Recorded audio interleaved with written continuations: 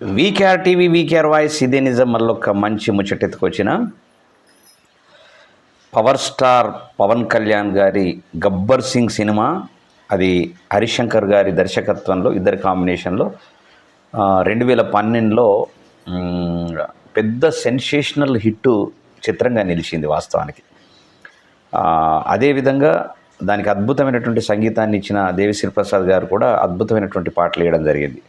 అది మళ్ళీ రిలీజ్ చేయడము ఆల్రెడీ పవన్ కళ్యాణ్ గారి అభిమానుల ఆనందం అనేటటువంటిది జరుగుతూ ఉన్నది. దానికి బండ్ల గణేష్ గారు నిర్మాతగా వ్యవహరించాడు.